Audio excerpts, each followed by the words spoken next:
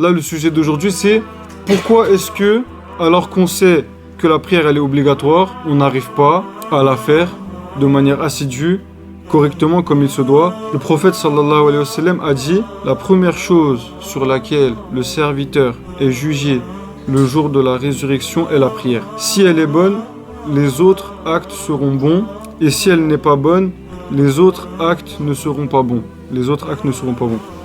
Maintenant, voilà, je pose la question suivante, les frères. Si là, imaginez, c'est la fin du monde et qu'on meurt. Imaginez. Yani, qu'est-ce qu'on va dire devant Allah alors qu'on n'a pas fait nos prières? Alors que c'est la première chose que Allah il va nous demander. Yani, si tu as accompli la prière, le prophète il dit ton jugement il sera facile. Mais si tu n'as pas accompli la prière, ton jugement il sera rude, il sera difficile. Jusqu'à ce que Allah il te rendra dur ton jugement, jusqu'à ce que si tu n'as pas fait tes prières, il te demandera de rendre des comptes sur les plus petits détails de ton existence, les petits actes et gestes que tu as fait, Allah il te demandera de rendre des comptes. Il y a un verset où Allah il parle de ceux qui, lorsqu'ils verront que le jour du jugement, Allah il existe, qu'Allah est vérité et que le jour du jugement est vérité, diront, c'est dans la sourate 23, verset 99 et début du 100e, les frères. A'udhu billahi minash shaitanir rajim.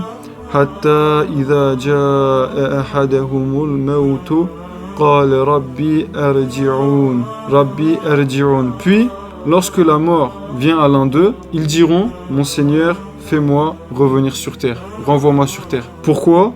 لعلي أعمل صالحا فيما تركت كلا إنها كلمات هو قائلها.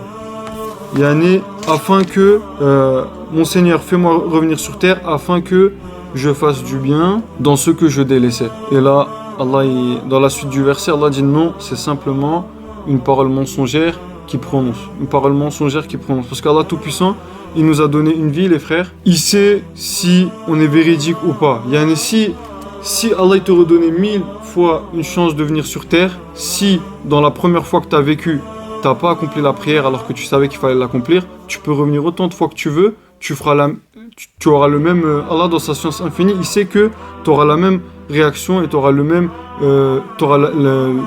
même péché de ne pas commettre tes prières.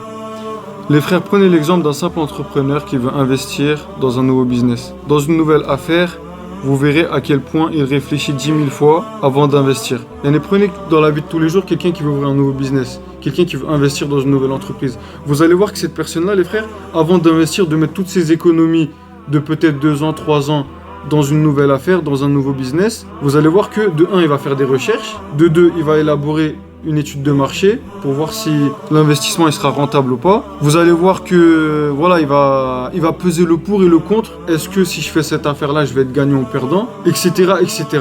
Pourquoi?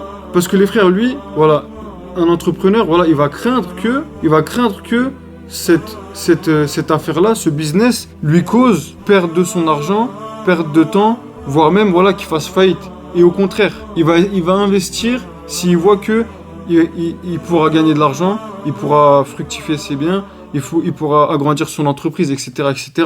Bah, les frères, sachez que quelque part, les frères, le croyant, avec son intelligence, il doit réfléchir, peser le pour et le contre dans ses affaires et s'investir dans les choses en fonction de les choses qui lui rapporteront le plus. En gros, ce que je veux dire, les frères, même un simple investisseur, un entrepreneur, il va réfléchir 10 000 fois pour investir avant d'investir. Pourquoi? Il ne sait pas s'il va gagner, il ne sait pas s'il va perdre. S'il va gagner, il va le faire. S'il ne va pas gagner, il ne va pas le faire.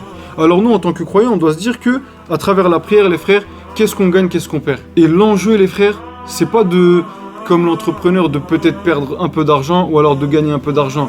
Mais là, c'est d'avoir un paradis éternel ou un enfer éternel, qu'Allah nous en préserve. Donc voilà, quand tu réfléchis bien, mon frère, tu vas savoir que la prière, c'est bien plus important, bien plus fructueux que n'importe laquelle de tes affaires, parce que c'est quelque part une clé pour un enjeu qui est éternel en fait, un enjeu qui est immense.